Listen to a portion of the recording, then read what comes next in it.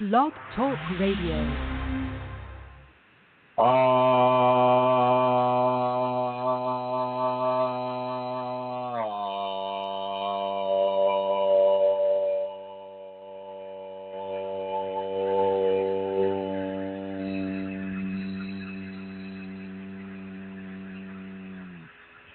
Hello, everyone. This is Chrism, and I'd like to welcome you to this radio program about your Kundalini awakening experiences.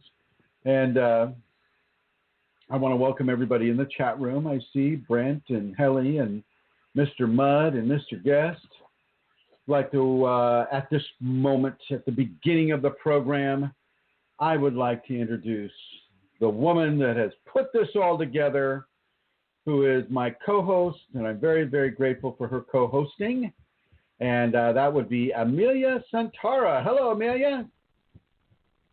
Hello, Chrism. Hi, everybody. I have my chat room open, so I'm going to say hi, Annette. Nice to see you. Hi, Emma. Hi, Helly. Hi, Mary Jean. Hi, Mother Lotus and Brent and the guest. Good to be here. Looking forward to this. Missed you last week, Chrism. Missed you last week. Well, there you go. So, of course, you know, with life and life in the Kundalini lane, you know, you have to do various levels of upkeep. And last Wednesday was definitely a dental upkeep for me. So I appreciate everybody's leniency with that and patience with that. I missed a Wednesday, and it's so rare that I miss these Wednesdays because I know how important this program is, but you can't talk with your face stuffed full of cotton. It's just not going to work. So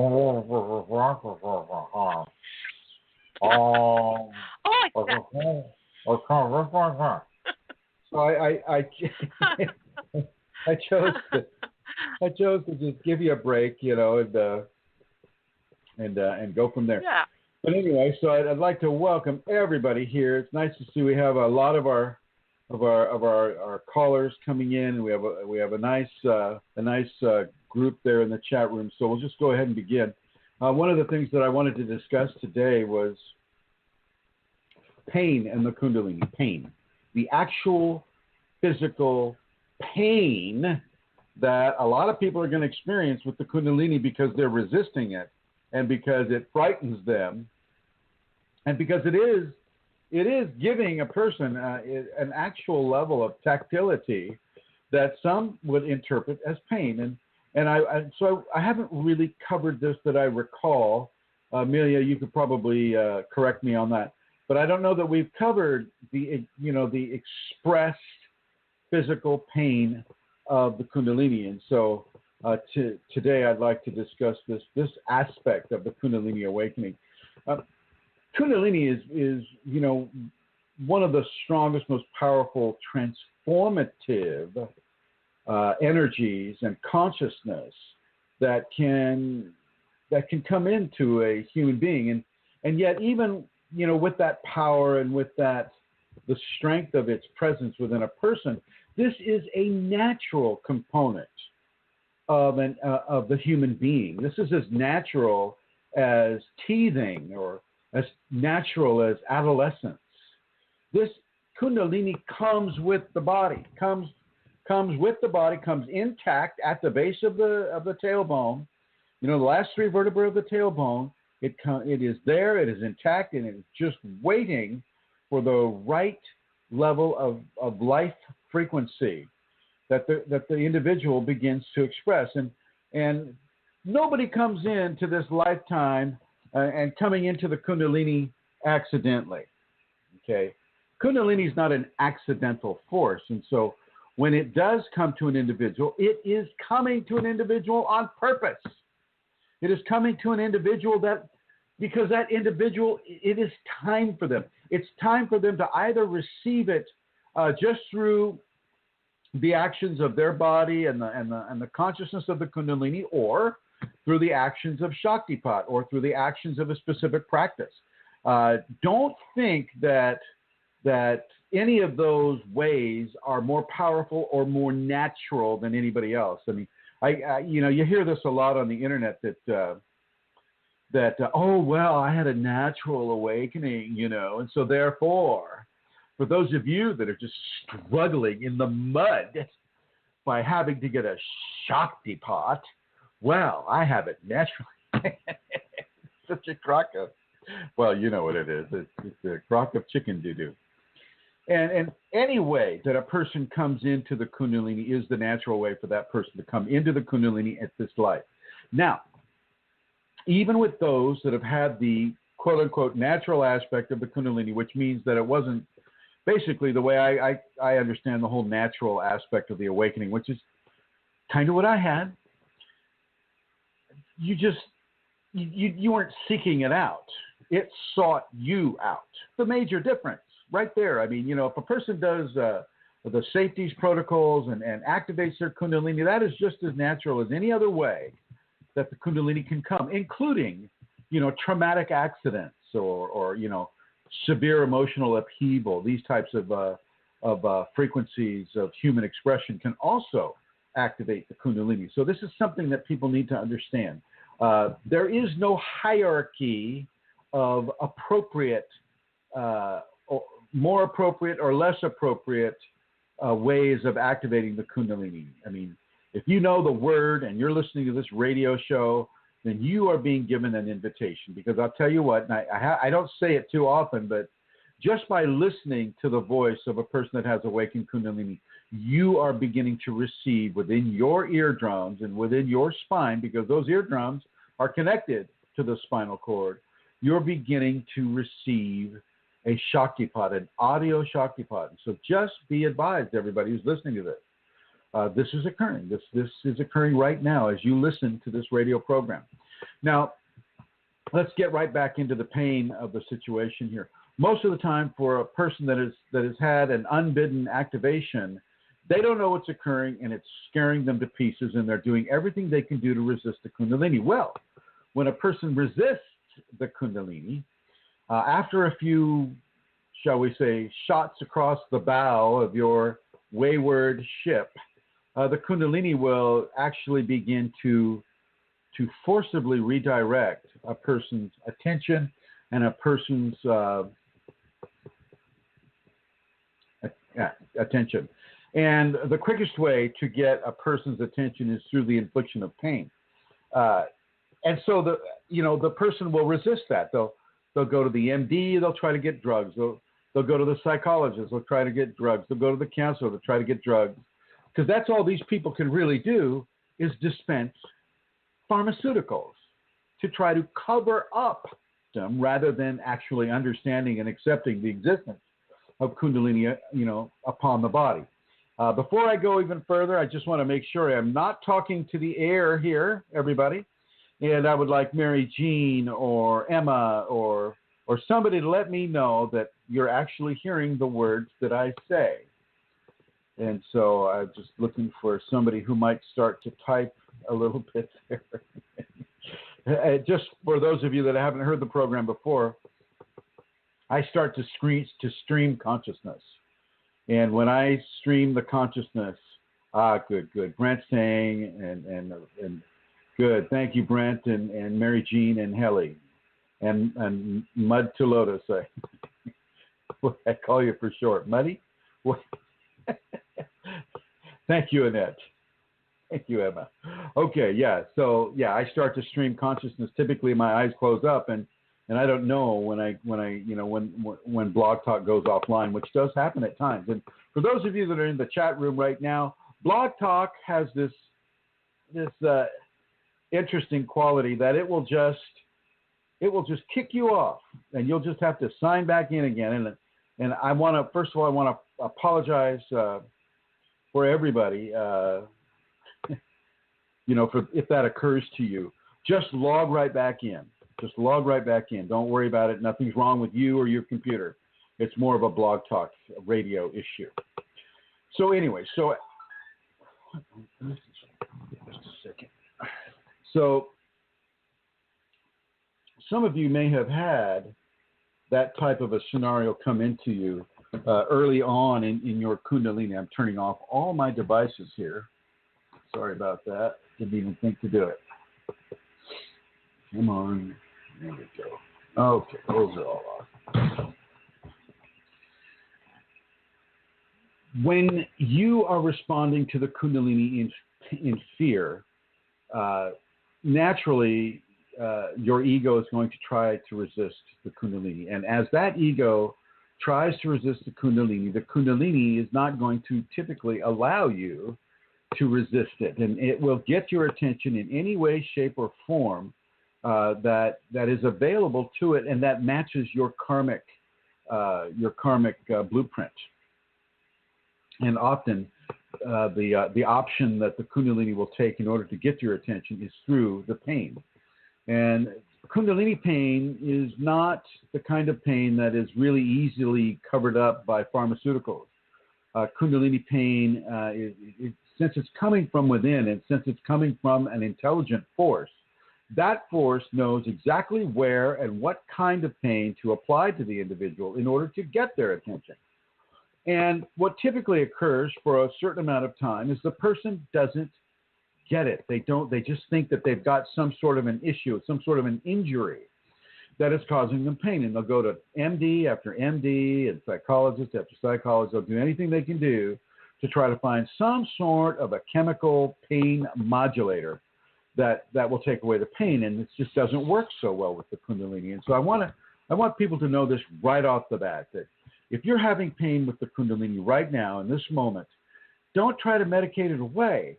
The one thing that you can really do is you can begin to embrace the Kundalini. And as you embrace that Kundalini, that pain, you should be able to feel that pain start to come down a notch. It may not disappear immediately all at the same time, but it can come down a notch. And I want you to be astute enough to recognize that and to utilize that and to begin to reverse your process of denying the Kundalini or resisting the Kundalini and begin the new process of accepting and embracing the Kundalini. And so that's one thing. Now, during the transformational process of the Kundalini, it will go into specific areas of the body. It can be a foot or the right or the left foot. It typically, if it's coming into an eye or a nostril or an ear or anything that is replicated by two, so, 2 eyes, 2 arms, 2 nostrils, that type of thing, it will typically only go to one side, not both. Okay.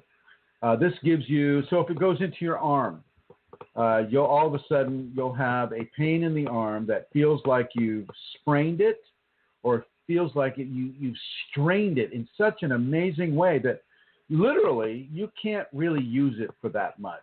It's almost like you need to put it into a sling. This is normal for the Kundalini. This is the Kundalini going into that one area of the body and bringing it up, basically increasing the speed of the atomic structure of the arm or the leg or the foot or the eye or the ear. As it increases the speed of the electron activity around the atom, everything else gets pushed into a faster level of spin. And that level of spin may not jive immediately well with parts of the body that are being impacted by those newer and now faster molecules or atoms that are going through the body. And so as this occurs, and this, comes up from the atomic area and then, comes up like a billion times into the actual cellular aspect of the arm, and from the cellular into the neurons and the neural aspects, you will definitely feel some pain. But you don't want to mistake it for some sort of physical ailment. A lot of times they'll just call it phantom pain at the ER anyway. So, oh, Mr. Chrism, well, we've done a few tests here and there, and we took your blood, and we took a hair sample, and your fingerprint and iridology, and we actually made a plaster cast of the inside of your ear now, but we can't find any problems with you, so it must be phantom pain. And we'll be happy to take you through the menu of pain medications, that type of a thing. And it's not typically going to work so well for the individual. It's very important that people understand that. Kundalini phantom pain is only phantom to the people not having it. To the person that's having it, it's not phantom at all. It's right there. It's right there in that arm or that leg or that foot or that toe or that even the eyes can have it happen. You get a level of twitching in the corner of the eye that is, severely expressed, whereas you'll have nothing occur on the other side of the eye. And so it's very important for people to understand this is a natural part of the Kundalini, and it is easily released through levels of surrender. Now, let's see. I'm going to go to some of our callers here. Let's see. Hello, Brooke.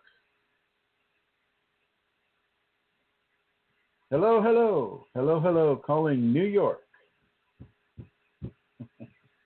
Okay. All right. New York's not responding. And going to come on over to Her Holiness, Amelia. Have you had this happen, Amelia Santara? Yeah, Chris. I have terrible feedback, actually. Is my voice okay? Well, depends on what you consider okay to mean.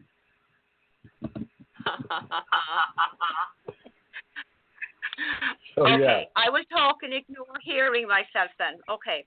So, pain. Yeah,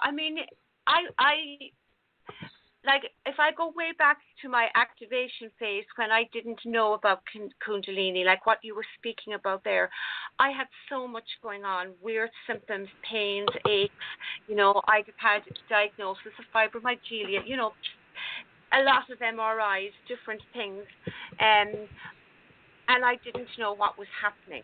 Now, retrospectively, of course, I know what was happening. I can remember being on holidays in the Mediterranean in the year 2000, and I was freezing cold in the middle of really hot temperatures, and I thought I was dying because I was so cold. I was in a lot of, it was very traumatic, Chrism, to not know what was going on. And I suppose, to be honest with you, sometimes when I hear people, they write in the groups and they're experiencing an awful lot of the things that I would have experienced, but they know about Kundalini, and I feel you are so lucky. At least you know what's going on. I went through years and years and years of not having a clue. And through that ignorance, I suppose, even so, Kundalini was really working on me. Presented me with choices and, different things that I had to, a lot of emotional pain, created for me things that forced me to make choices around anger and revenge and forgiveness and all those kind of things. But I suppose, is this very, I feel when people know about Kundalini that it has to be an advantage. Oh, it's definitely an advantage. I know that it's still not easy. It's extremely difficult still, but at least and you can hear other people saying that their experience was similar, and that, in inverted commas, all you have to do is surrender. It sounds easy to say, but I think that's a great gift. And I know maybe that doesn't sound compassionate, and I don't mean it to be that way. It's just, I think it's wonderful to know that the Kundalini is the cause of all the difficult things that are happening, and that you're in a position where you can reframe. Hang on, you're slowing way down. Pain. So I'm going to put you in the blue. I'm going to put you in the blue, my dear. Oh my gosh. Sorry about that, ladies and gentlemen. I don't know. It's internet audio. It doesn't always work as well as we would like it to work. And so So yeah, I think Centaur is bringing up a really good point. The point that I hope everybody heard was that, when you have the Kundalini and you're having these painful experiences in different parts of the body and whatnot, and it's the Kundalini, my gosh, that's a huge advantage to people. To take the unknown factor out of it is a very, very, very big deal, because no longer do you have to go to the ER every time you feel some weird new pain. Now you can just kind of like go over to Kundalini Awakening ! On Facebook and go, hey, I've got this kind of a symptom. Anybody else? And then, of course, there will be other people that will share that symptom. And there you go. You're able to take the scary, frightening unknown out of the equation just by knowing that you have the Kundalini. And I think that's very important for people to do. I think it's very important for people to understand that you're not alone with the Kundalini, not anymore, not with the internet. I don't know if I've said it here on the show before, but one of the next big waves of great levels of interest is going to be in the Kundalini. That Kundalini is one of the next big waves of spiritual interest. I mean, it's already kind of starting. And, and people are just trying to go to the easiest route. They'll go to some guy in India, that doesn't have Kundalini, but, he has a nice ashram. So they'll go there and he'll wave his hand and smile like a pretty person and say, okay, I've given you Kundalini. Have a nice day. Leave your money, and your house and your firstborn child, there in the donation basket. And and there we have it. So there we go. So Kundalini is one of the next big things to occur. And, and so what's going to happen is people are going to do anything that they can do. They're going to take drugs. They're going to get Shaktipat. They're going to, do specific practices designed to activate the Kundalini. And they're going to fall into a lot of difficult areas because, they haven't done anything to really refine themselves. They're doing this more from a vector of social wants and needs rather than from actual spiritual work and discipline and trust and the practices that we teach in the seminars that we give, but also on the many different Facebook and other internet communities that we have.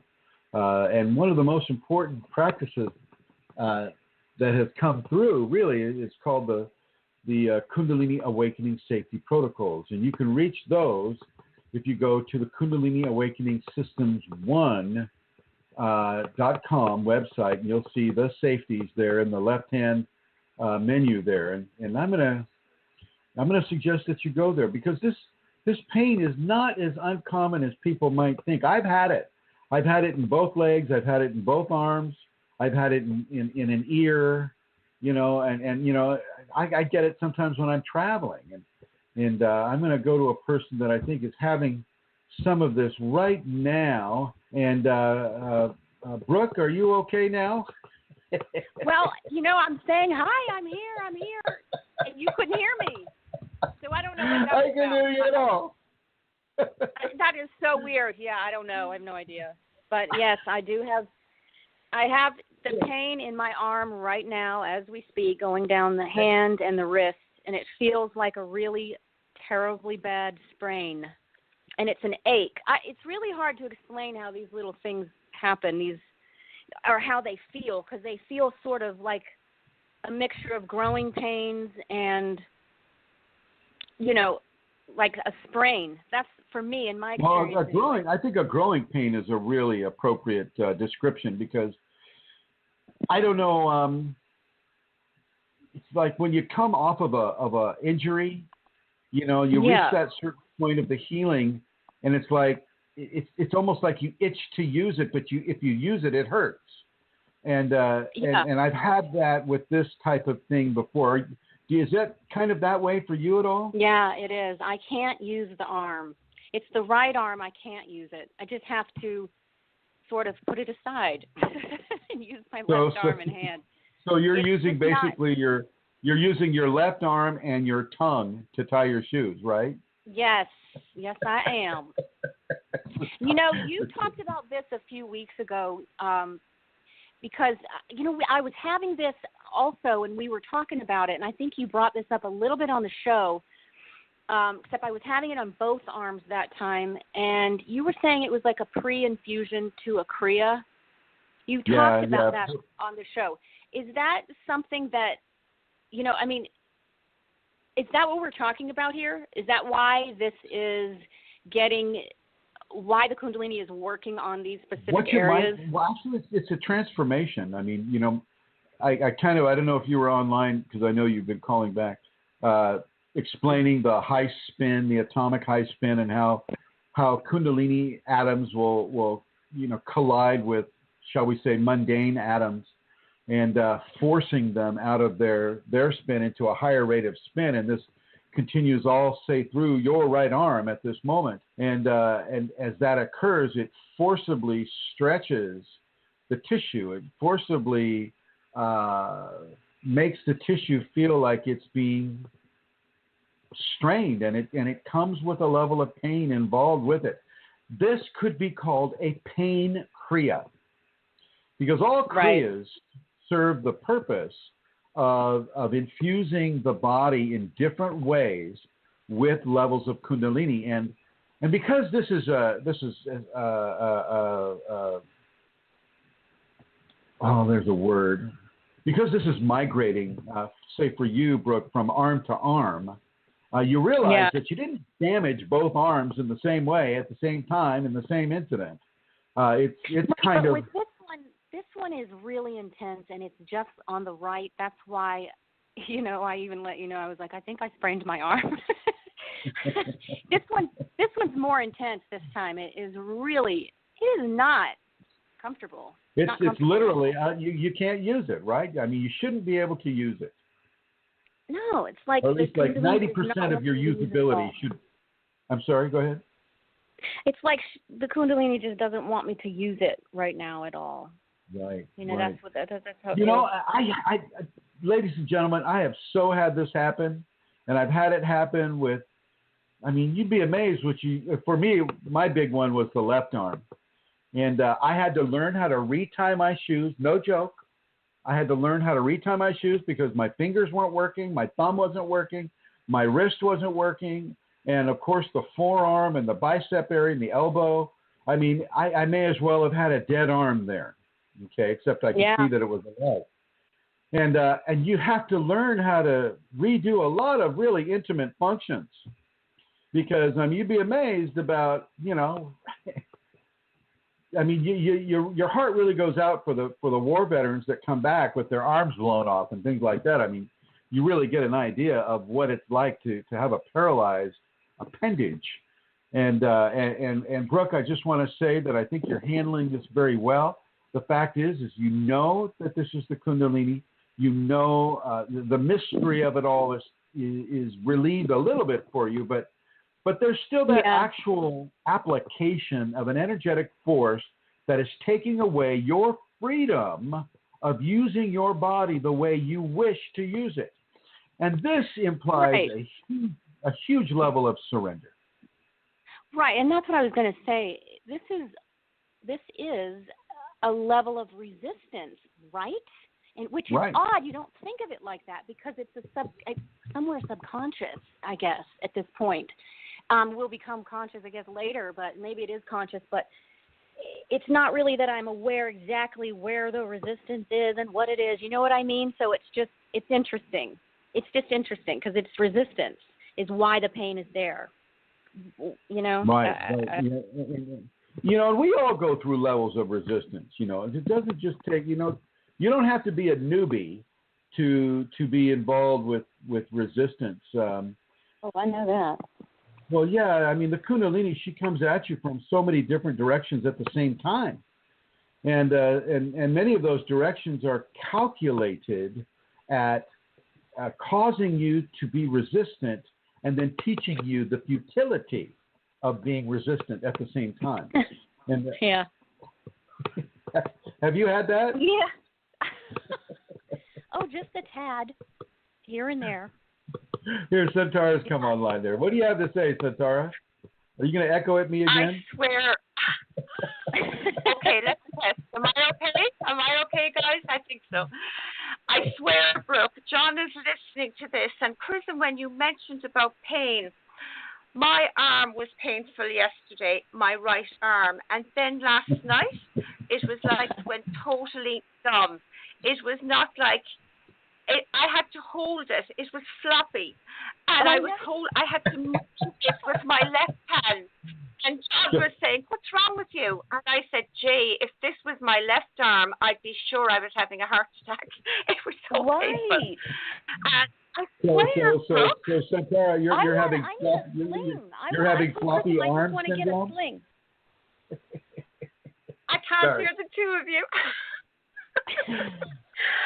But it's amazing, and I was worried last night. I thought I had clients today. I had 3 clients for massage, and I wondered, had I done something, I hadn't.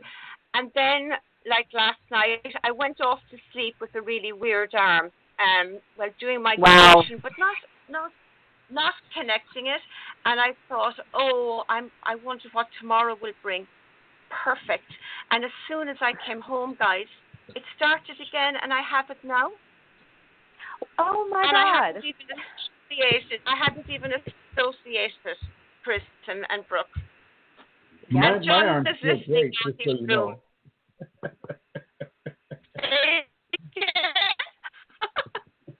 Yeah. So there's. Okay, I'm gonna put you both in the blue. It's a blog talk thing for sure. So putting you in the blue, putting you in the blue, Santara, and I'm gonna bring Her Holiness Elizabeth and Laranya on. And hello, Elizabeth Laranya. Hello, Chris. And how are you? I'm good. Have you had this happen to you yet, Elizabeth? Have you had that kind of pain that you didn't do anything to damage it, yet there it is? Oh gosh, yes, definitely. And I think can you get a little closer to your microphone? Oh sure. I might actually had up my finger over the, sorry about that. Can you hear me now? Yeah, it's still faint, but yeah, we can hear you. So yeah, I definitely have had pain, and I had more before I knew what Kundalini was, and I could reference and look things up and ask my Kundalini and all that. When I didn't know what was happening, I had more resistance, I think, and more pain. And Aranya was talking yesterday, I was getting information about resistance and she was talking about mental and emotional resistance and how, I guess I never really thought about this before, but about how our ego, a form of ego resistance is addiction. And when we're addicted to, it doesn't even matter what, food, alcohol, smoking, whatever, it doesn't really matter what the addiction is, but it's a form of resistance, which I never thought of it like that. Because you're nullifying, like, the fear that's coming up or the emotion that's coming up, you're pacifying it with whatever it is you're taking or covering it up with, and so you're not fully surrendering when you're in an addictive state. And I never thought of it as that being part of resistance. But anyway, I found that interesting that, and another thing I wanted to say is when I start feeling a mental or emotional, I use my mantra, it helps me pull myself out of, when I feel myself to start to go into a mental area that I don't want to go to, I start using the mantra, which really helps. So definitely before I ever had. I want to thank you, Elizabeth, for bringing that up. The mantras are a very, very, very effective way to mitigate a lot of the painful experiences a person will have with the Kundalini. I didn't have them. I didn't have a mantra, and so I just had to wait it out. But for those of you that do have a mantra, such as Elizabeth is talking about, and if you start having the phantom pain, you do want to say a mantra. It can really, really help. As Kelly Hinonan just posted on the chat room, it really, really helps. And so please continue, Elizabeth. Oh, just that. I mean, I didn't have that before earlier in my life, and I didn't have this group. I didn't know what was going on. I wouldn't earlier in my life have gone to like having a drink or the other things or antidepressants or whatever. I wouldn't have gone to that place of resistance had I had a mantra.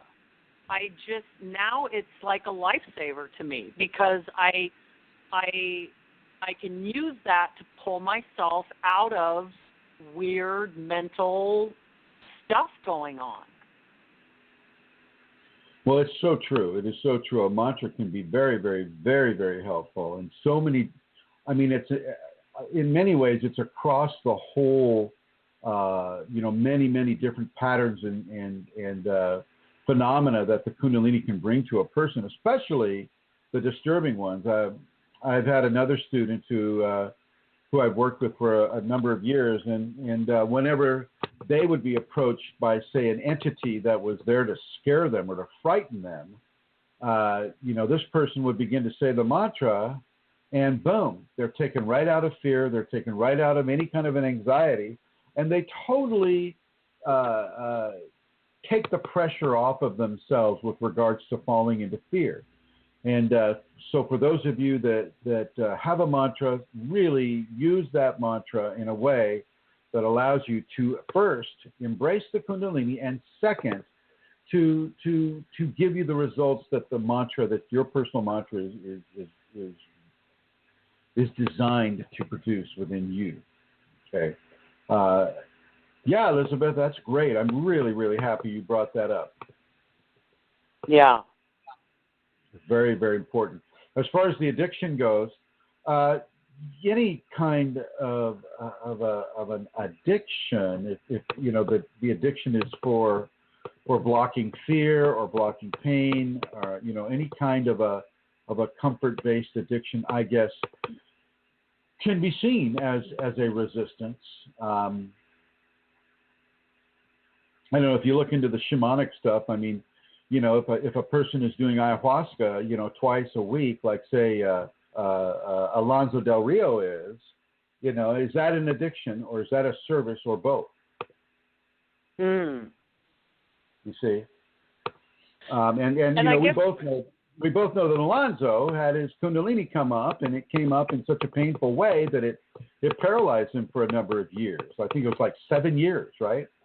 Wow. And that that paralysis was mostly fear induced, and he kind of blamed it on somebody activating him against his will, which I'm kind of questioning a little bit. But addiction. I think if it's like an alcohol addiction or something that is physically addicting. Or is it a mental addiction or emotional addiction? What kind of an addiction is it? Is Lorania saying that all addictions are basically resistance to the Kundalini? I think that's what she's saying, right? All. She's saying all, but depending on if it's pulling you away from the Kundalini and blocking that, or is it bringing you closer to? I don't know. Or is it? I remember like one time in my early activation, I was at that time I was employed. This is a long time ago, and I had smoked some marijuana, and I was guided to stare at a ruby red ring through the bright light in my RV, which is where I was living in the RV.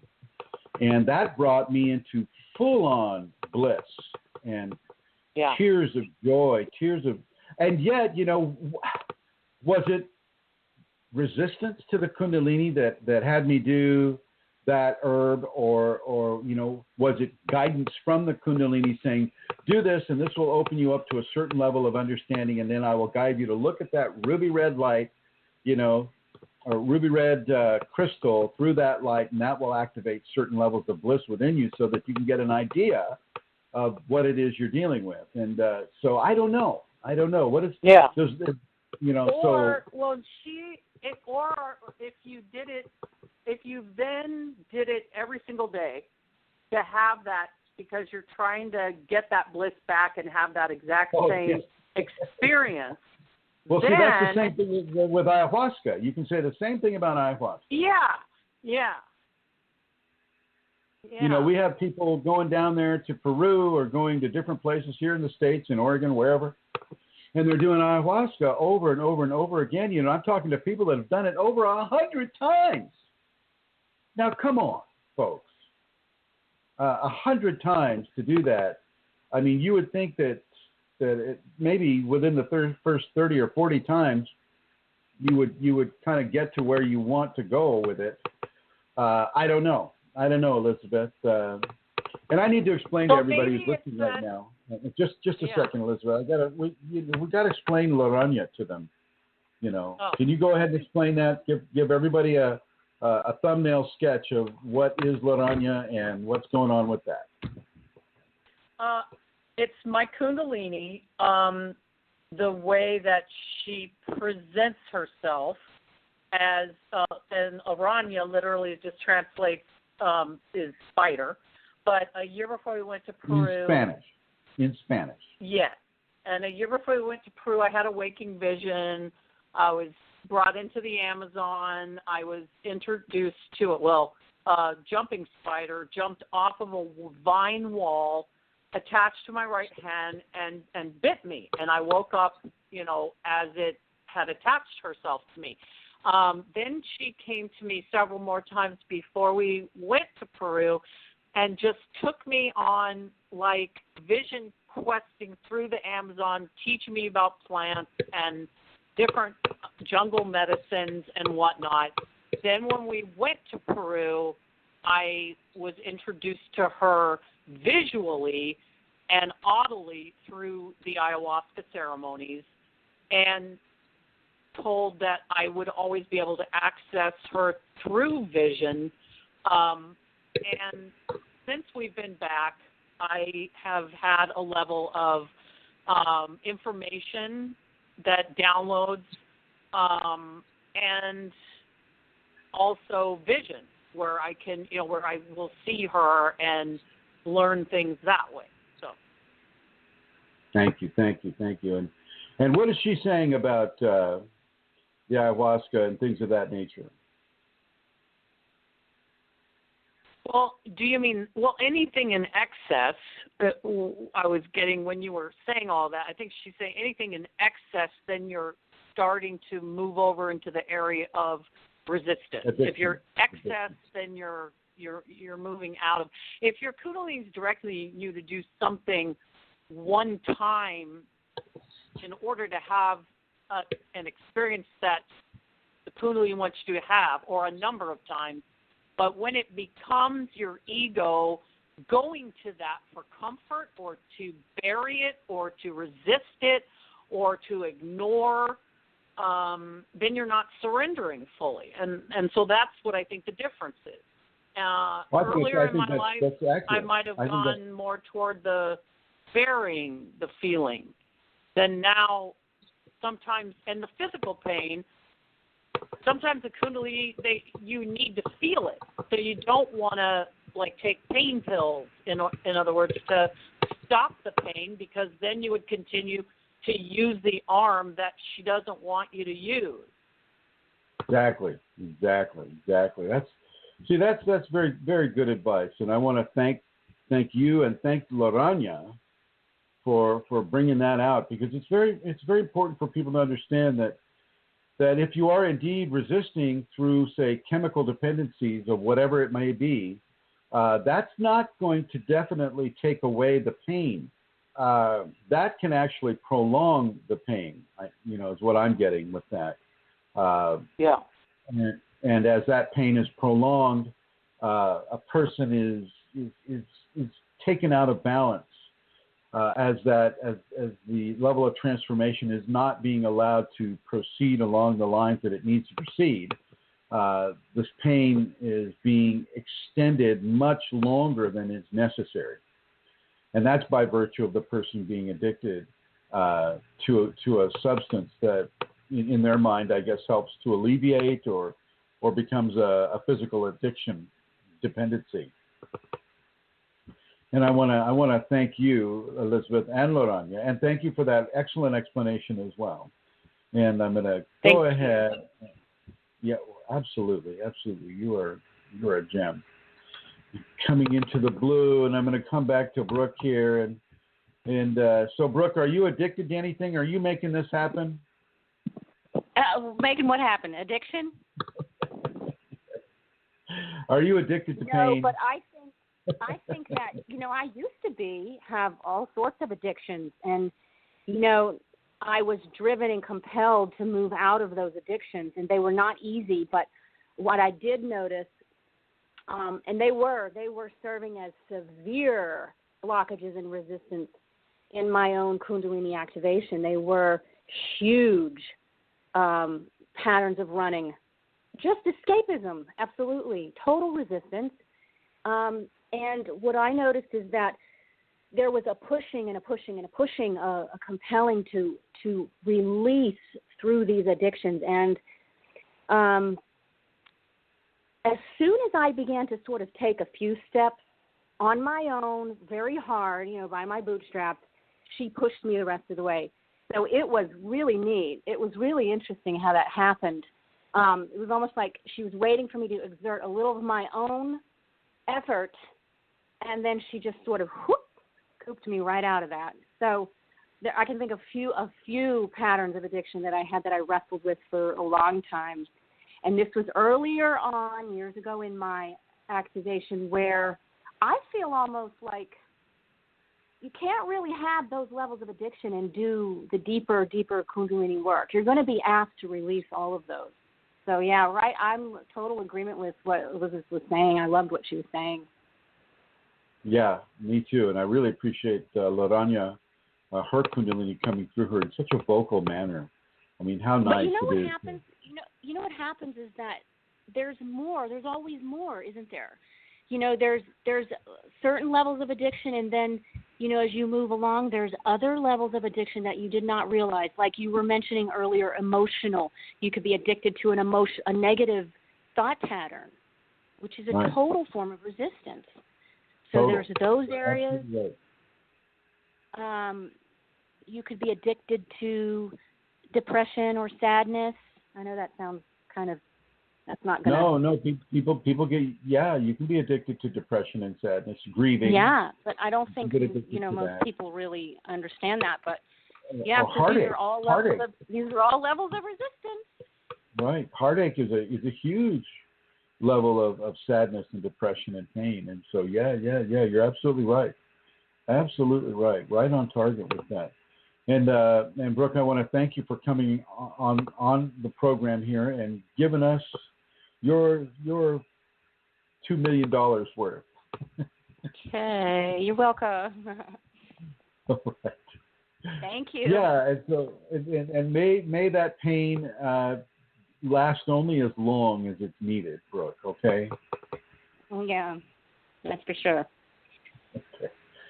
All right, and putting you into the Shiva blue. And so, ladies and gentlemen, this pain is a real deal. It is a real deal, and as Santara said, the reality of the pain can be greatly ameliorated when you know what the cause is, when you know what is causing it.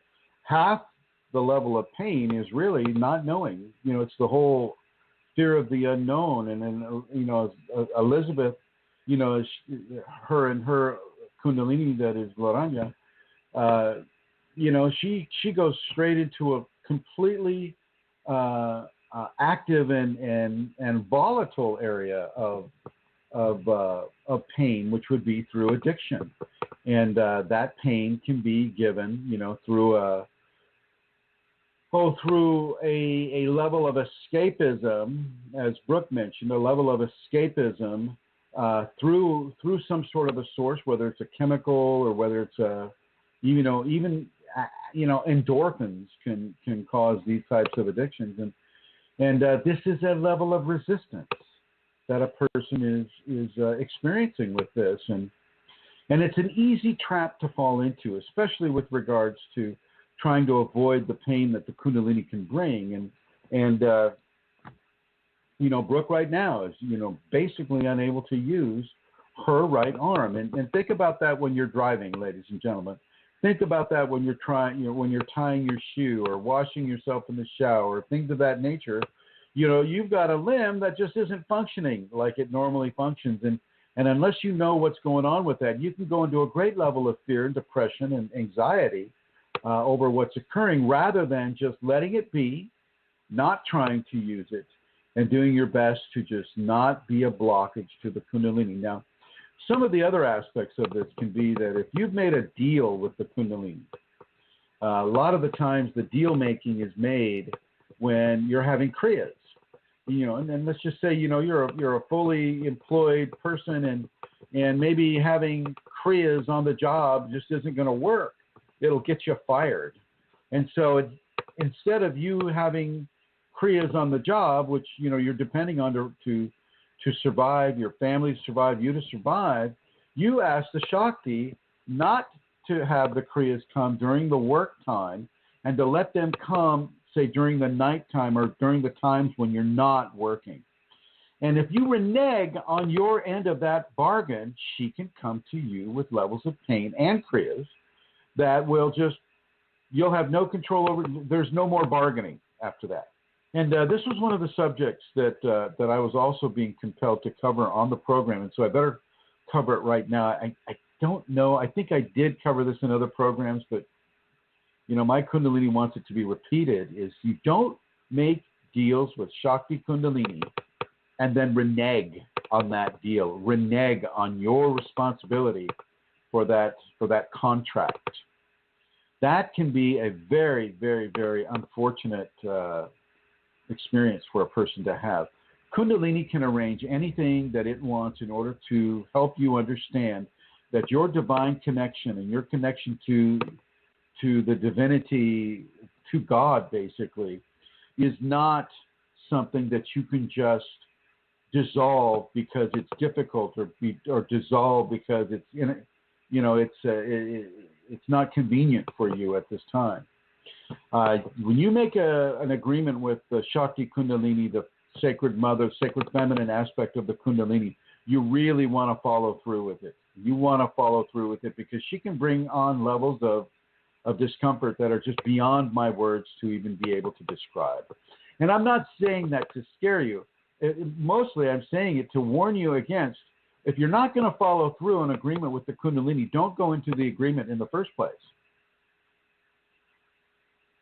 Because that can bring levels of pain if you disregard the agreement. Now, a lot of that has to do with why you disregarded the agreement. I mean, did something else come up that was legitimate, that type of a thing? Well, that's different. But if it just has to do with your lack of self-discipline, or your lack of a willingness to self-correct, well, then she can really she can thump a person pretty hard. And I'm going to come on over here to Minnesota and say hello to Rosemary. Hello, Rosemary. Hi there, Chrism. And hello, How are all. you? I'm fine. I did have, when you're talking about that pain, I did have something in my left arm for some time, and thought it was that I had slept on it with my watch on, blah, blah, blah. But I never saw it as something that fits what you described, and it really has gone away. And I didn't. But how long did it last, Rosemary? Not years, but it was like when I woke in the morning, I had the sensation I had done this, and it was permanent damage to my left arm. And I just got resigned to it, and then all of us, maybe 5 or 6 months or something. Yeah, that's about the same amount of time that it lasted for me on the left arm as well. And you just learn to do your body maintenance, in a different way, and getting dressed in a different way. I remember not being able to button a shirt, a button-up shirt, or having a difficult time tying the shoe. I went out and bought slip-ons. And that lasted about half a year for me on that left arm, and then it would come and go after that. So I don't know if you've experienced that. Have you had that? A little bit now and then, but then I attribute it to, before I heard this today, I attributed it to, I've been lifting, carrying too much water again, but it's gone again, Well, yeah. So once again, I would like to thank you and Joey, and I know Joey's listening right now. I'd like to thank you both for the amazing seminar that you guys facilitated on the Drum Creek farm and prairie. And I just want to say thank you to you and to Joey and to all of the other people that helped put that seminar on. And so thank you, Rosemary. Thank you, Joey. Thank you. Thank you for Katie coming. And everybody else. Yes. And we thank Katie as well, who's on her way home today. So we'll be seeing. Right. Okay, and so I don't know. I think I lost you there, Rosemary. So go ahead and put you in the blue. And so, it's very, very, very important for people to realize that this pain can last. It can last a while. Nothing is wrong. As Amelia said, you can go in, you can get an MRI, you can get, any of the different levels of medical visioning, and they won't find a darn thing wrong with it. I intuitively knew that it was my Kundalini with this left arm, and it migrates, like with what Brooke was talking about earlier. For her, at first it started out with both arms. Think about that. Both arms, unusable. How do you drive a car? How do you fix your dinner? And things of that nature. And so she typically, the Sacred Mother, Kundalini, will typically go from one appendage, do that one, and then it'll come on over to the opposite appendage and do that. And giving you levels of healing in the process. And that's another thing that I wanted to discuss. When these appendages are being transformed into a higher level, they're also being healed of some of the problems that they may have had going in to the Kundalini. And so, those issues are also being taken care of. So let's just say you had a torn tendon, or let's just say the synovial fluid areas of the joints aren't doing, or aren't as healthy as they would like to be, or as you would like them to be, and so those things are also being upgraded and healed at the same time. So it's not all just pain for the sake of the transformation, just the atomic colliding that's occurring. It's also in the area of healing the appendage and healing the different areas of the body that will need it. It's very important for people to not jump to the arthritis diagnoses. Some of it will feel like you have arthritis. Some of the joints may lock up. Some of the joints may not work as well. Give it some time. Talk to your Kundalini about it, and don't expect to hear a voice. If you hear a voice, I'm going to say take a step back, because that's typically going to be a discarnate entity, a spirit that is trying to disguise itself as your Kundalini in order to gain advantage over you or control over you. So feel the response that the Kundalini is giving you. Don't immediately jump to arthritis or bursitis or any kind of a severe medical diagnosis. And if you have a doubt about that, then by all means, go into your MD and say, "Oh, doctor, I can't bend my little finger. It's just not working the way." And and if you're a saxophone player, well, that's going to be a big deal. So yeah, with the Kundalini, even though it can mimic certain qualities of pain, doesn't mean that you have some sort of incurable disease. It just means that things are in the space of transformation right now. And I want to open up to the chat room and to anybody else calling in. If you have any questions, those of you in the chat room, Annette, Brent, Emma, the various guests, Mary Jean, Sue, and Cole, please feel free to write it out. And for those of you that are listening on your smartphone or your ignorant phone, here's the number that you can use to call in. The area code is 347-934-0026. So that's the guest call in, and that is 347-934-0026. Feel free to call about any aspect of your Kundalini awakening, and we'll do our best to give you the best answer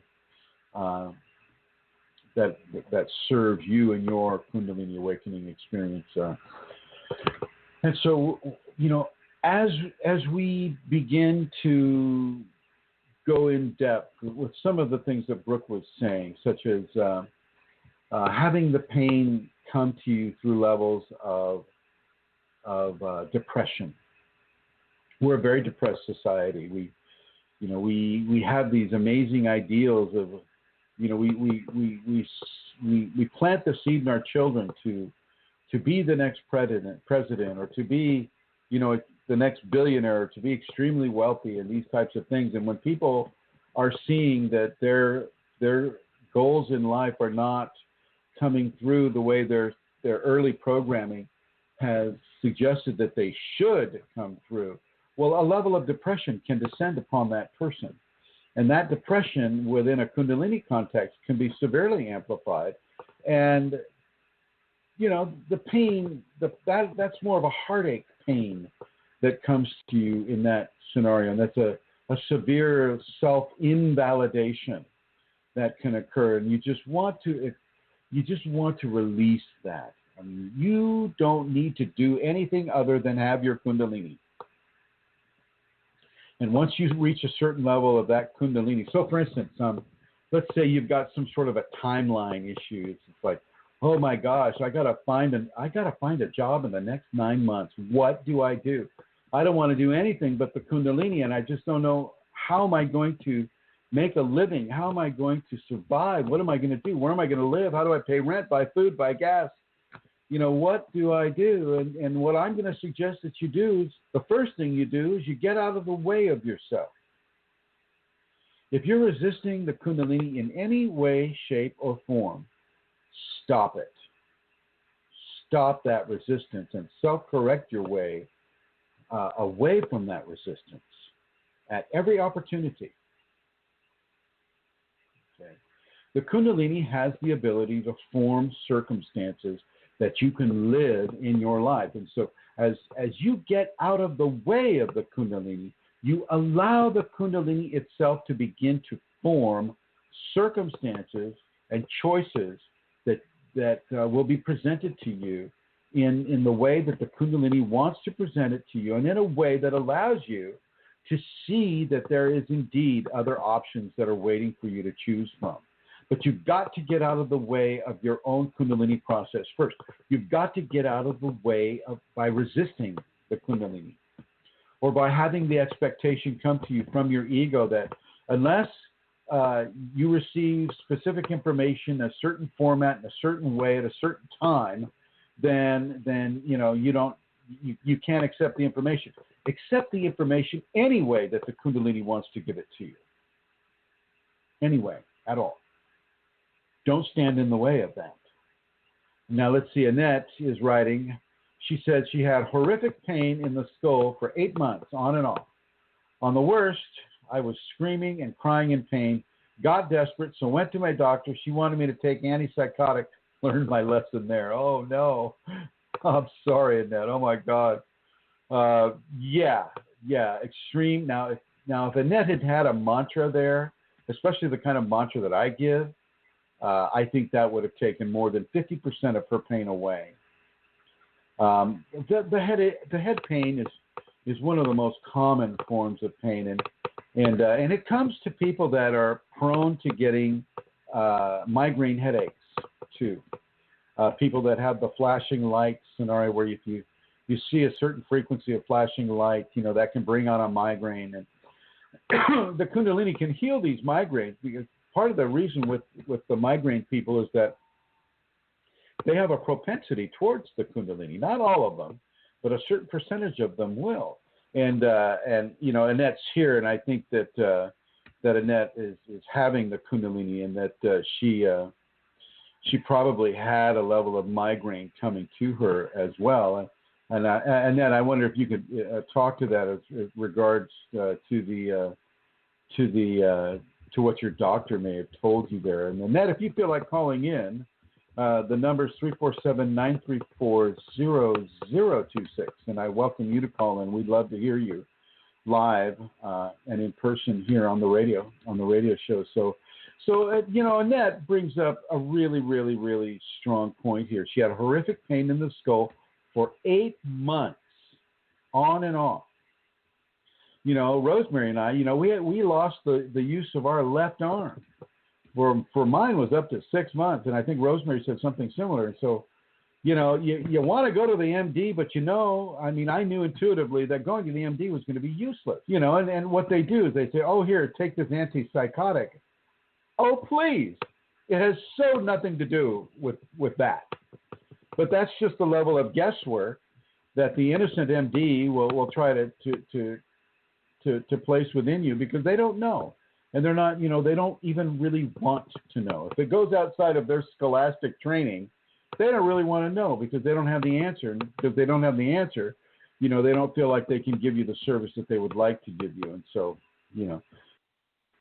often I think a really good thing for people not to go to the MD, but sometimes people just have to go, like Annette. She had to go because it was just getting so painful. And with the head, and there are different things. I have a video on YouTube about a certain hand-to-eye positioning that can help with taking out some of the head pressure pain that people will often get with the Kundalini. All of these different pains, though, they do serve a point. They do have a reason. They're not just there causing you pain because, the Kundalini is a cruel mistress. Well, she's not a cruel mistress. She's actually the most gentle, the most loving mother you can imagine. And yet, just like when a 2-year-old is teething, and that's got to hurt. I don't remember it myself, but I know, when you see the kids, crying and crying and crying because those teeth are coming in, oh my word, that's got to be hurtful. And so, but you have to go through it. And some of these painful areas, you just have to go through it. You say you're a professional football player or basketball player, you jam your thumb, the ball comes at you, jam your thumb, and it's really painful, but you just kind of got to blow through it. You don't get to just, revel in the pain. You have to really, really work to get yourself through it. And with the Kundalini, it's a very, very similar context. You learn how to tie your shoe a different way. You learn how to wash yourself in the shower a different way, using a different hand. You learn what it's like to just have one arm instead of two. These days, my arms are working fine. I've got 2 arms. I can do the same things that I used to always do. But even so, some of the mannerisms that I developed for working with one arm stay with me. They stay with me, and I think it's kind of cool. It's kind of a remembrance of it. But the same thing can happen with your legs and your feet and your ankles. The same thing can happen with your hips and one side of your rear end or the other side of your rear end. It's very interesting to see how the Kundalini begins to work in these areas with people. And I want you to really begin to get out of your own way with this and to assuage the fear that the ego will have. This is all Kundalini, ladies and gentlemen. Unless you know that, oh gosh, I was in a car accident last week. Somebody rear-ended my car and drove away, like what happened to Rosemary, a month ago. Well, then that's different. Then there's more of a different type of a cause for it. Annette is writing. She says the MD found the symptoms to be diffuse, and since she knew I had a history of depression and anxiety, she was sure the pain was psychosomatic. And she said the brain can create the most incredible things, and that's going to be what the scientific community will basically use that excuse as a way of basically putting you on the shelf. They don't know what it is, and so it becomes a creation of the brain, a creation of the mind, and because they don't recognize Kundalini, they don't have a Kundaliniometer, nor have they studied anything about Kundalini in med school. So to them, it just doesn't exist. It's an artifact of the mind, and therefore, here, let's give you some sort of a mind trank, and I think that's what Annette was offered. Thank you, Annette, for sharing with us today about that. And I'm going to bring Santara on board here. Hi, Santara. Hi again. Hello. Yeah. Can you hear me? I can hear you fine. You're not slowing now. Were you able to collect any questions between last time we did the show and today? I was indeed, Chrism. Could you say a little bit about emotional pain as well? I mean, it's not just physical pain. The emotional pain that a person can feel is real and can be huge, can't it? Oh yeah, emotional pain. Emotional pain, can drive a person to suicide. I mean, it can be that strong, and the emotional blowouts can also serve as activation points for the Kundalini as well.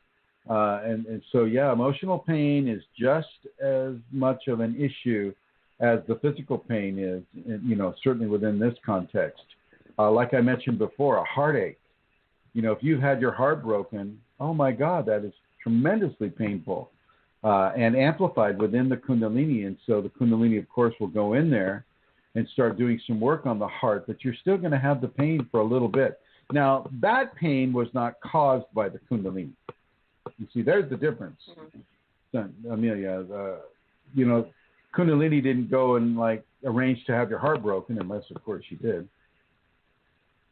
Typically, that is something that the person is already going through, and that's being amplified to a large degree by the presence of the awakened grace within the person. Sometimes the Kundalini will have you break up with a spouse or a boyfriend or a girlfriend, or and typically she won't allow you to grieve too hard with it, though. She knows that grieving is just basically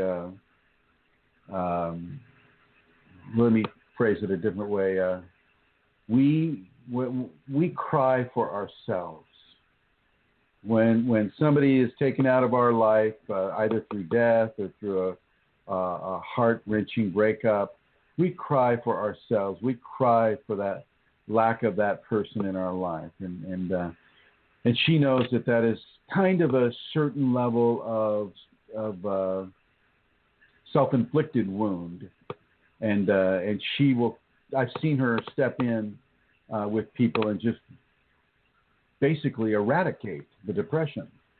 She did that to me in my early practice back in the early 90s.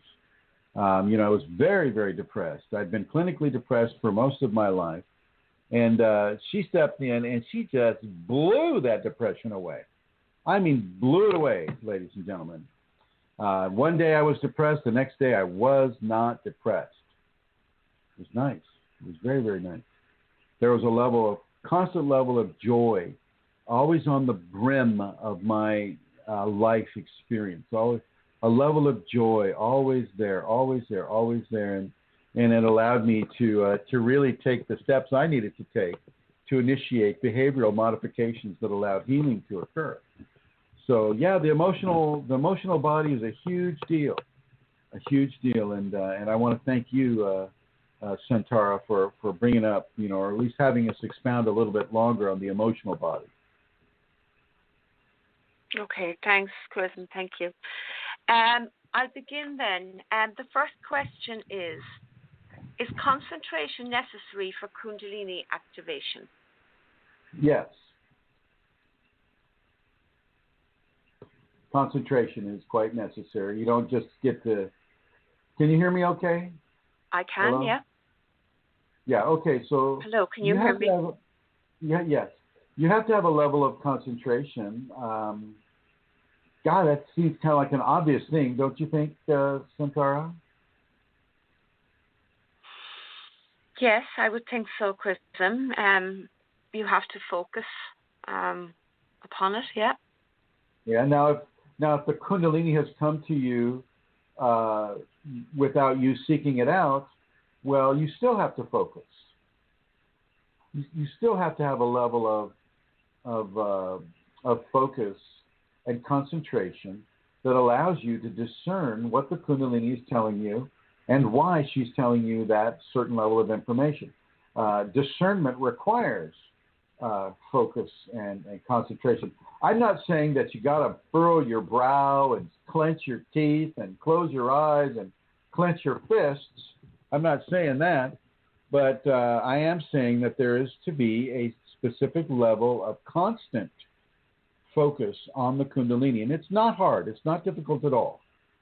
I'm always focused on my Kundalini. I'm always tied into my Kundalini. There's never a day goes by that I don't feel that connection, that I don't feel that understanding, that I don't feel that communication. A day does not go by. And yeah, it is that kind of a deal. And I think it can be that kind of a deal for other people too. It's not just Chrism that's having this. The main thing, with regards to that is you want to make sure it's not an entity pretending to be your Kundalini. People can get caught in that trap pretty easy. But yeah, the emotional body is just as important as the physical body or the mental body or the psychological body or the spiritual body. And any of these bodies, when challenged enough, can definitely add and allow for levels of pain to come through. Cold Kundalini is offering, this is what he's sharing. He says, for many years, I haven't felt like I would cry if my loved ones died. I always thought there was something wrong with that and that people around me would judge me for not having the expected emotional reaction that they would typically have. And that may change, Cole. That may change for you. Crying is a release. It's a release of tension. It's a release of actual sadness. It's a release form. It's just like laughing. Laughing is the same thing. It's a release. And you're pretty early in the game, Cole, to have that type of ideology. And I'm going to suggest, my friend, that's going to change. That will change within the next few years, my friend. So if you would begin to continue the questions, Santara. Thanks, Chrism. The next one is why person sometimes goes to sleep during Kundalini meditation. Sometimes they're just tired. They've been working all day. I mean, you look at Elizabeth. She's in that New Age bookstore. Walking around. Staring at statues and looking at book covers and dealing with people coming through, and that after a while you just get tired, and so you could literally fall asleep when you're doing the meditation aspect of the safety protocols. What I've been having people do, though, is I have them do the meditation before they do the 5 Tibetans. If they do the meditation before the 5 Tibetans, well, the 5 Tibetans will really wake you up. And at other times, the Kundalini wants you to drift into a certain level of sleep, because during the hypnagogic state, or the kind of half in and half out of the body state that the, say, an alpha brainwave can bring upon a person, specific levels of downloads can be received. Downloads straight from the Kundalini, straight into that person's mind. Specific levels of visions can be had in that condition, and it allows a person the opportunity to participate with their own enlightenment equation hand in hand with the Kundalini when they are going into an alpha state, when they should be going into their meditational practice. And so the Kundalini can kind of hijack any of the safety protocols for the purpose of furthering itself within an individual. Over. Thank you, Chrism. Next question is, you've answered this before, but it's been asked again. It's, why does sleep increase or decrease in the Kundalini process? Well, the sleep is one of those behaviors that the Kundalini will modulate. After, for a certain amount of time, the person will need to sleep long hours. 10, 12, 14 hours I would have slept. And then at other times, I can go through, I can do 36 hours straight without a rest and keep wanting to go more. My body goes into an automatic a zone of response, and I can just keep going and going and going and going and going without any sleep. The Kundalini will use the elongated sleeping periods for more of the transformation to occur upon the individual. And this doesn't just mean the physical body. This also means the emotional body, the mental body, the psychological body, the spiritual body, and the emotional body too.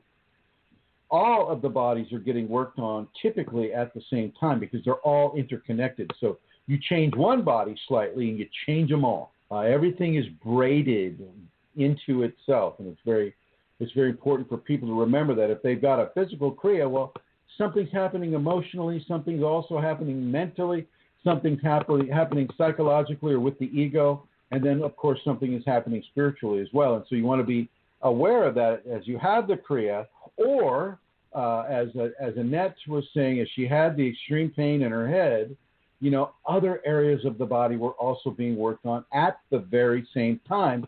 But the pain in the head was taking precedence because it was, actual pain, and the others perhaps weren't so painful. So it's very important to remember that, any of the bodies of human expression, any of the 5 bodies of human expression, can have transformational values associated with them, like the sleeping, but they all have a purpose within the Kundalini. And elongated sleeping patterns, once again, are making the way for greater levels of information, greater levels of transformation, greater levels of wisdom to be given into the individual. And conversely, the shorter amounts of sleep periods are breaking you out of the habit to think that you need to get 8 hours of sleep every night, no matter what, or 6 hours, whatever it is you typically get. She will change that around. And you're going to hear a phone ring for a little bit. I apologize. So it's very important for people to understand that if all of a sudden you don't need 14 hours or 8 hours or even 6 hours of sleep, nothing is wrong. Just try to find a way to fill up your time, because you're being given hours and hours and hours of extra time in the day, to do anything that you want. And I would suggest, of course, being a Kundalini teacher, I would say, do your practice more. Do your Kundalini activation awakening practice more. Use that time as a way to further her expression through you. If you're self-employed, you can get more work done. Or if, the possibilities are kind of endless when it comes to this type of thing. And so sleep periods will be adjusted by the Kundalini. Absolutely, without a doubt. It's very, very common. It's as common as Kriya's. Over. Thank you. The next one is, I would like to awaken my Kundalini. However, I need to keep my job. And I am wondering, can I keep my job and have Kundalini awaken at the same time? Yeah, you could. You could. If she wants you to have that job, she may want you to lose that job. She may want you to lose that job. Let me give you an example. Let's just say that the person is painting cars or trucks, okay? And they're using, they've got to dress in a white suit head to toe, put on a gas mask, and spray these trucks or cars, day in, day out, day in, day out. Well, maybe the Kundalini doesn't want you to be breathing in those toxic fumes no matter what kind of protective gear they give you. Maybe she's saying, hey, Mr. Chrism, it's time for a change. You are no longer going to breathe in those toxic fumes and make yourself unnecessarily ignorant or stupid because of the deleterious effects of these gases upon the brain. And so the person will be compelled to seek out the Kundalini, or the Kundalini will seek them out, activate within them. They won't keep the job. They will lose the job, but they'll get another one in a fairly short period of time. Okay, one that is less conducive to damage, one that is maybe even paying better or paying just as much. As I said before in the beginning, Kundalini can create any circumstance she wants you to live through, any circumstance whatsoever. And she can also create that job, that other job. So just so you know, and I'm reading, Beatrice is asking, she says, my Kundalini wants me to go camping. Could you ask Chrism how many days should I go alone in the forest and camp out for? Try it overnight at first, Beatrice. Maybe try 72 hours, a couple of nights there. Make sure that you're comfortable. Make sure that you're safe. If you have a big dog and you want to bring the big dog, well, then bring the big dog. If you're comfortable just being by yourself, then go and be by yourself. It's good. But just try it overnight at first and see if that works for you, and we'll go from there. If it does work for you, then of course you extend the amount of time that you're out there. Make sure you go into an area that you understand what kind of predators are there, snakes or bears or wolves or whatever may be. But also understand that your Kundalini is protecting you very much. And that you have, if she wants you to go camping, well, but she wants you to get away from the house, get away from the kids, get away from the city for a time. And I suggest you do it. I strongly suggest you do it. 2 days without a dog. That sounds fine. There you go. You go, girl. You have a good time. All right. Next question, please. Question was on the group Chrism, and it was, what are the advantages and disadvantages of Kundalini awakening? Well, there are plenty of advantages. Of course, I wrote on the group, no advantages, no disadvantages, because I don't want people to become attached to a possible outcome rather than being in neutrality and allowing what is to come. I don't want them programming it, so to speak. But some of the positive advantages are, a definite increase in the immune response. You just don't get sick as much. Sure, you go through some of these phantom painful experiences, but those are far more rare than they are common.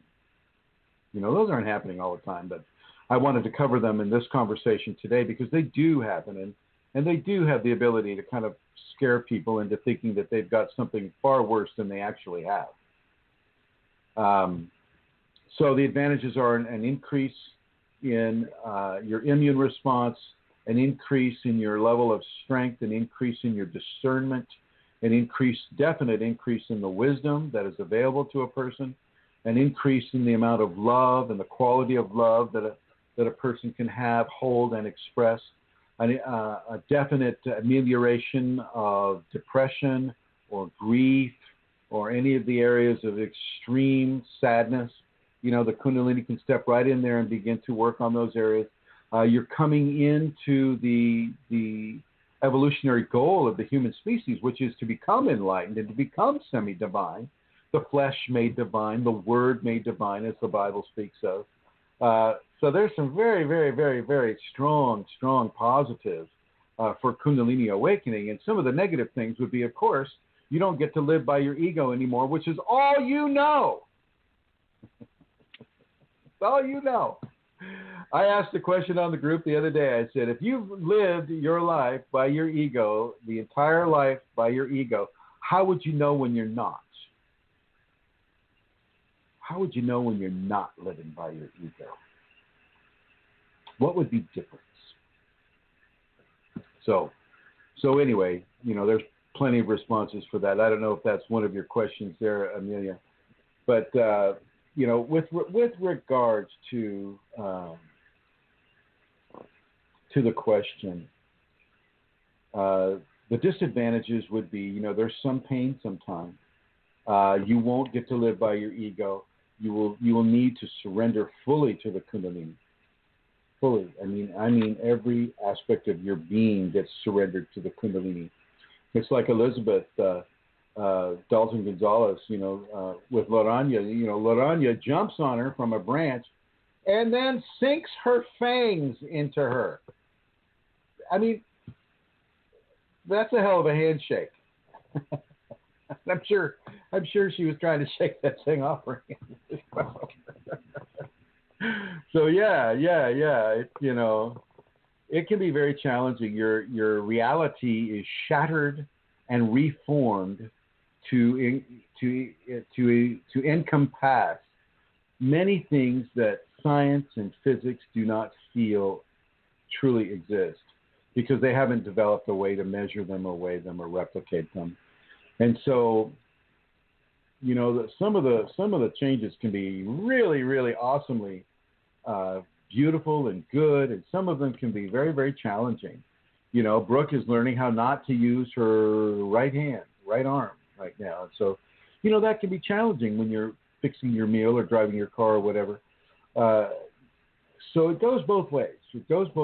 And there are positives, and to the ego there are negatives. To the soul or the spirit of the person, none of it is negative.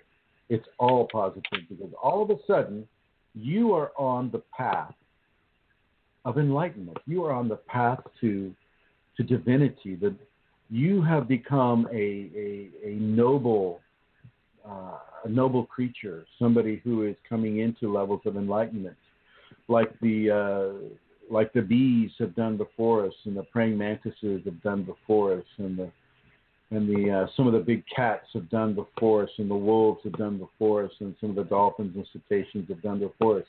They are living examples of where we can go if we only take the time and have the courage to embrace it. Over. Thank you, Chrism. Next question. Again, it was on the groups, and it was asking, I'm just scanning, where's it gone? Oh, yeah. Hey, guys, has anyone tried acupuncture or energy work to help manage all the energy? I have a lot of energy right now, and nothing seems to be grounding it well. Yeah. This goes back to the whole surrender thing. I mean, this is a person that has the Kundalini came to her, and she doesn't know what it is. She didn't know what it was. She had to do a lot of research to find out what was going on, and she just wants to stop it. She talks about managing, but she actually just wants to stop it, and that's just not going to happen, folks. When God puts her hand on your shoulder, you don't get to shrug it off because you're not comfortable with it being there. Okay. And it's far better to let the Kundalini manage you, the individual, than to think that the individual ego has anywhere near the amount of wisdom and understanding that the Shakti goddess has upon them. And so you don't, of the statement can be forgiven by virtue of the level of ignorance and innocence that is being kind of demonstrated in that area, because there is no comparison with the human ego being able to discern and to interact the same way that divine Kundalini can act and interact upon the body. There is no comparison. It's like a paramecium trying to explain a solar flare. I mean, it's just, it's too far outside of the reality and the reality reference points.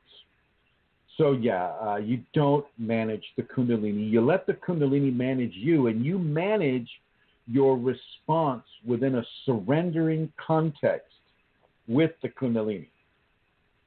With the Kundalini, not against her, not resisting it, but with the Kundalini, with the Laranya within you. Over. Could I want to ask you an extension of that in a way, Chrism, something that came up during the week about, let's say somebody is burning, they're feeling the heat and they're burning, and they're aware of Kundalini and they know that this is happening in a Kundalini context. Well, that exercise of, if you're very, very hot, you breathe in through which nostril is it? You block off the right one and you breathe in through the left one in order to cool down. Is that a form of resistance? That's called lunar breathing. Thank you. Lunar breathing. You have solar breathing. Solar breathing will warm you up. Lunar breathing will cool you down. Is it a form of resistance because you're trying to control, right? Yes. That's what I'm asking you. You're doing it in order to stop. Sorry. It will not stop the heat. It will cool you down a bit, but it won't cool you down all the way, ever. And so what she's doing is she's giving you the opportunity to participate in the process by giving you a certain modicum of control. And so, as long as you don't try to hyperventilate, breathing in and out as strong as you can, trying to get yourself totally, completely cool, you just try to do it to the degree that it becomes maybe a little bit more manageable for you to have, like, say, if you're at work or you're in a busy household, trying to, raise children and things of that nature. It can take a little bit of the pressure off, but it will never, ever, ever cool you off completely, or conversely warm you up completely. It's just, these are some of the tools. It's just like saying, well, Chrism, if I put my hand in a mudra, isn't that trying to control the Kundalini? If your plan is to control the Kundalini, then you're making a mistake. Okay. If your plan is to work with the Kundalini, using the tools that the Kundalini has allowed you to learn or to be aware of, then you're not resisting, and you're not trying to control the Kundalini. So a lot of it has to, really is focused on your own level of intention. What is your intent? If the intent is just to cool down, hey, that's perfectly understandable. That's okay.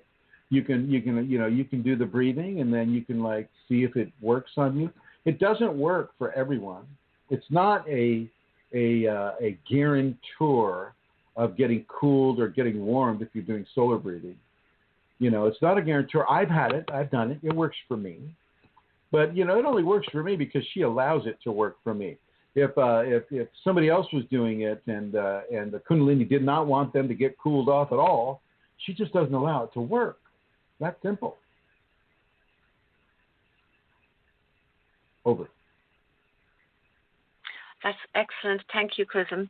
Next question is, okay, correct me, this is from the group as well, correct me if I am wrong. I think I had read that Chrism said that if you are activated and change your mind, you can stop the process by stopping meditation and other safeties.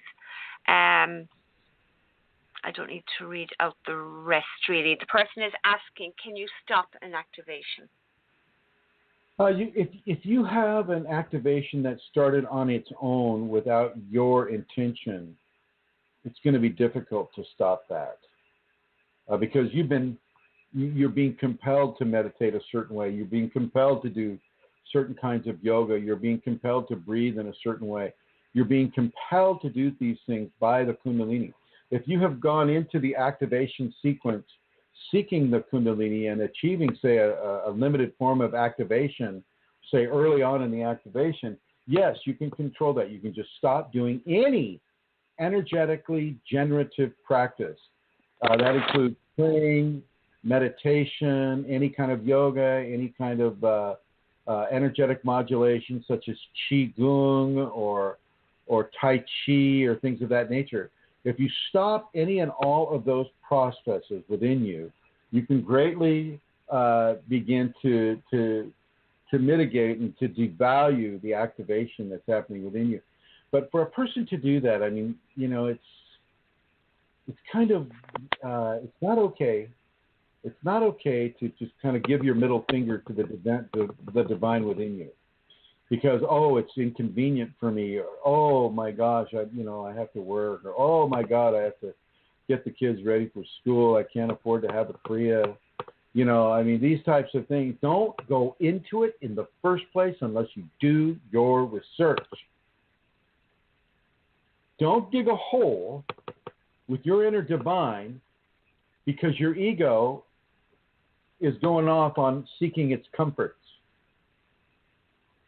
Don't even have the conversation with your inner divine at all. Wait for the next life when that maybe conversation is going to be more productive for you. I use Elizabeth again as an example. Elizabeth, she studied Kabbalah for years and years, and when her Kundalini came up, she went so fast through that Kabbalistic study program that she overtook her teachers and became the head Kabbalah girl in the Los Angeles area. And I'm going to bring her on here real quick so she can say that. Am I right? Did I describe that right, Elizabeth? Pretty much, yeah. I went through the program very quickly, and I basically left once because I had been attuned past where my teacher could help me anymore. And you became the Kabbalah queen. You're the Kabbalah queen, yeah. Right? And they also don't know anything about once your Kundalini awakens how to help you. And so I had to continue my search to find out what it was because they couldn't help me. So they just looked at me like, what? When I would describe, vibrations or the bliss or, they just didn't know how to help me. And so, yeah. And then we moved up here, so, which I believe was no accident. No. And boy, ladies and gentlemen, Elizabeth and her husband and daughter, they live in a very, very, very nice area. And I don't mean posh nice. I mean, it's the tall, towering pine trees and the beautiful, beautiful environment of the Olympic Peninsula in the northwest Washington state. Just absolutely gorgeous. Elizabeth allowed me the grace to visit with her and to spend the night at a few nights at her house while doing the seminar there at the Kundalini in the castle. And oh my gosh. And her husband and daughter, they keep the energy at their house very, very nice. And so I just want to say another thank you for that experience, Elizabeth. Oh, you're welcome. Thank you. Yeah. And so you basically, by virtue of your Kundalini, went very fast through that whole thing. and you reached the end of the line with what they could teach you, you'd have had to go into some sort of a situation where, people were probably doing astral projection and learning about those aspects. Basically, some sort of a school for for people coming into enlightenment, which I don't even think the Rosicrucians do that. No. Yeah. So anyway, I just want to say thank you once again. I hope it's okay that if I use you as examples. Oh yeah. Are you at the store right now? No, I'm at home. Oh, okay, all right. Well, thank you for answering again. I'm going to put you in the blue and continue with the question. Thank you, Elizabeth. And Amelia, if you would continue. Okay, so that's the end of those questions, but I had actually written down your question, Chrism, that you had asked on the group, and I was going to ask you for your input on it. It was, if you have lived from your ego your entire life, how can you tell when you're not living from the ego? By expressing the noble behaviors of forgiveness, tolerance, trust, kindness, consideration, love, helpfulness, service. These, and if you go into these levels of nobility, the nobility of those expressions, you go into them without an agenda of being recognized for it or paid back for it. These are the levels that surpass the ego in many, many, many ways. The ego is basically based in fear of loss and want of gain. And if you go outside of that parameter, that equation, you can basically see how you can act in society or behave in society without accessing the ego. And you form reference points for yourself by doing these things.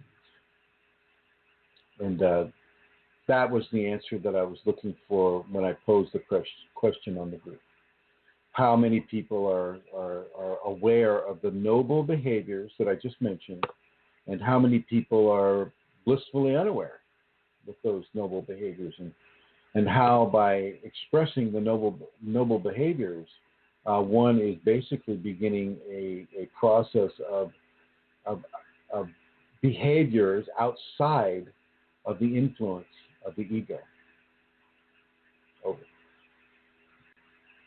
Thank you, Chrism. And that completes the questions for this week. All right. We're coming up. We're about 12 minutes away. Do you have any announcements, Amelia? Well, I will announce, please, the seminar in Berlin. So I'm going to give you the dates for that. It's happening in Berlin. It's on September the 3rd, September the 4th. And again, it's a great opportunity to learn about Kundalini energy with a teacher who had a full awakening of his Kundalini during his childhood. I'm reading from the event group now. So Chrism is coming to Berlin to help you understand what happens to you while you have an awakening. So please, if anybody is interested, check it out. We're on Facebook. It's Kundalini